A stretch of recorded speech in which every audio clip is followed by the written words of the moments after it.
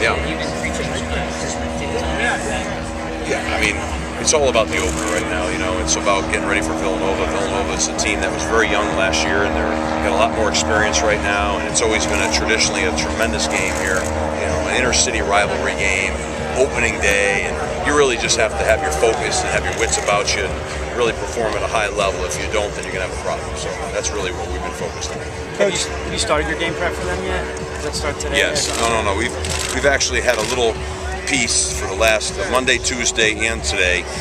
We've had a segment of practice devoted there, and then of course, Friday is all about that.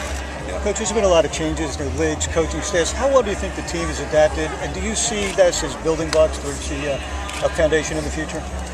Yes. I think that this is the start of a new era, and it's a lot of work has been done here by a lot of people. Coaches, former coaches, administrators, and then now, we take that next step, and we've got to now build this thing and keep it growing. And I think that this is the start of a new era, not just for Temple, but for Philadelphia. And it's major college football, it's national football, and I think it's tremendous. I couldn't think of a city that would embrace it more than Philly. How much can you guys?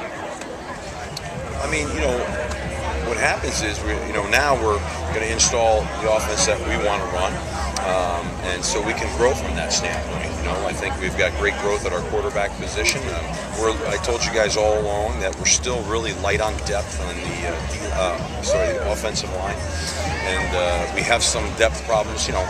Listen. Last year, we have had in the last 2 years a first round, second round, third round, fourth round, fifth round pick. We've had 13, 14 free agents. That's a lot of high caliber football players that have come through here. So, there's a time where you have to start to reload that deal up, that chamber up a little bit. And we're in that process, but we still have a lot of very talented football players. It's our depth that's that question right now. So as we move forward, we're in a foot race to get our younger players. Actually, a lot of true freshmen right now and a lot of true sophomores have to play a lot of football. And that's scary sometimes, but that's great for the future. So, I'm excited about that. Do guys respond to that, Steve? I mean, do you talk to them about that, the depth thing? I mean, does a guy naturally say, I hear Coach talking about this all the time, I hope so. I want to be that guy Yeah. that's ready. Do you find them Right. responding to that, or is it still kind of... They need to. Yeah. They need to. If I was on the offensive line, I'd try to respond to that. That's when I talk to you or I talk to them, I really just tell them exactly what I think. That's exactly what I think. They need to respond, they need to grow up, and they need to help the football team right now. That's all part of it. Are you seeing a little bit more of that even? Yes. You know what, I have. I really have. I think there are some guys that are working real hard and they are developing, but it's never fast enough, and we got to get going. Excuse me? Well, I mean, I think it's going to be a really strong conference this year. I really do. And I think the future is incredibly bright and incredibly strong. It's going to become a national conference. I said it in Newport at the media day. I can remember years ago when I was at, Syracuse. Who would have thought at that time that, for example, like say Cincinnati would become, or USF, right? Become good. Just didn't know really a whole lot about them, right? Now all of a sudden, those are national football programs. Those are really good football programs. Now we're going to expand again, and you're going to see the likes of SMU and Boise and San Diego State. And it's tremendous. I mean, I believe that you're going to look back and people are going to say, "Wow, that really was something." But right now we're in the course of change, and when there's change, there's uncertainty, and when there's uncertainty, you get this kind of conversation sometimes. But I love the future. I love the conference. I love where it's headed. I know what we got a great commissioner right now who's really going to take this thing and run with it. So I think the future is really bright. What do you feel like your team's biggest strengths are right now? That's a good question. I think we have strength at quarterback right now, for sure. I think we have a starting quarterback that's really got his arms around this, what we're trying to get done offensively. We have another guy behind him that I think has a great command, Quentin Ranger, and I think Kevin Newsom is trying to be as quick a study as he can to pick things up. I think our running back position is very strong. I mean, we've got some talented guys. Obviously, the two obvious guys that people want to talk about are Matt Brown and Montel Harris, but we've got a stable of backs. I think they're quality, talented backs. So that's a strength for sure. Trying to develop our wide receiver playmaking capability, and I think we've added to that. I think Jalen Fitzpatrick's become a role playmaker for us, which is exciting to see that start to happen. We got a young guy in Cleve Urban who's come out here and he's kind of that kind of guy as well. Those are those hybrid inside receivers that can really are running back slash tail wide receivers. Excited about that. I think our defense is playing really hard right now and running to the football, and I'm real thrilled. How do you win around here at Temple football? You win with great defense, you win with great special teams, and you run the football. Those three things have to happen for us to, and don't turn the ball over. For us to win, those things have to happen. And I feel good that we're on the right course with that. Now, depth's an issue, injuries, we've got to stay healthy, and that's my job, do the best I can to put us in a situation where we're not, adding to that.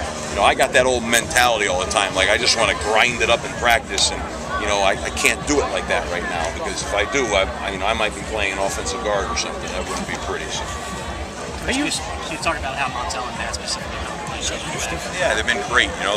They're explosive running backs. Matt's, is that spread option quick guy, and Montel's got that power and make you miss, elusive, smooth. He's a smooth running back that's always in balance. So the two of them have really good skills, and they complement each other well. And they know, which is beautiful about it, they know that we're going to run the ball a lot, so this guy's going to get a lot of carries.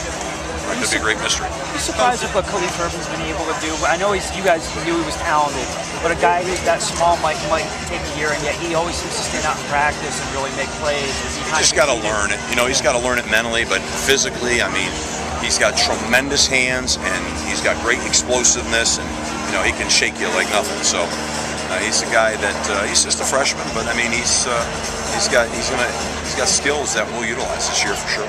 Coach, you mentioned Chris's. I'm sorry. You probably answered this question before, but a few years ago, the team was the Big East defender. Do you feel like you guys are equipped now to compete in this conference next year? Well, we're certainly way further ahead to compete in the conference. Will that translate season one? I can't answer that. What can I tell you is our facilities, our football program, our university, the support and the alignment and the backing of the university, those things are all where they need to be. Now, for me to look at it and you say, okay, we come in season one, and it's not about how many games. As a coach, I want to win as many games as we can win, but we're equipped for this move right now. We just need a chance to recruit to it. We have not had one recruiting season to the Big East, right? That hasn't happened yet. And I can tell you that will be real strong for us. But yet we have talented players, so that it's a race right now. Get your players as prepared as you can to win as many games as you can, and keep that recruiting going as fast as you can, so we can be where we need to be on a consistent basis. Well, that's why I keep bringing up we're suffering a little bit from depth right now, because that's how that's going to play in here. Because as you go into the Big East Conference, depth will surface, because every week you're in these games that there's no break, there's no get out of it in the second quarter, you're up and pull your team off the field routine. That won't happen. So that's why the recruiting piece is very important now as we roll forward in this conference. You mentioned Chris and his grasp on the offense. What are your expectations for him this year? Well, I think he has great understanding of the offense. When he's back there, he's got command of it, and it gives him a chance to play as fast as possible. I would anticipate that he'd have a great season. I would anticipate that he's a guy that's a veteran quarterback in there. It's different than a year ago. It's different. And the run game's obviously your bread and butter. What role do you see the passing game play? Just keep defenses honest, or what is it? Now we're throwing the ball. I said earlier when you guys were asking me, I told you I thought we were behind. I thought in the last few days, I think we're throwing the ball excellent right now. And that's really what I'm fired up about right now, is because I think our passing game is really coming real fast. Play action and drop back. Chris is, really starting to, that piece of it, he's got a heavy emphasis on right now. He's becoming that complete quarterback, and that's what you want, right? He can run and he can throw. He can hurt you on any front. That's important for us. That's good. How much is he learning from a guy like Kevin Rogers and Russell Favre and all these guys? Kevin Rogers is probably one of the elite quarterback coaches in America. He's had them all, from the tutelage of Don McNabb to Vic at Ed Tech to Brett Favre. I've been with him for a long time. He's a tremendous coach, and I see the effects of his coaching on Chris right now. He's just got that way about him. He's a veteran guy, and I thought Scott last year did a great job, and now Kevin comes in here and he's taken Chris and Juice and those guys. Their performance is really going like that. So it's good to physically, attitude.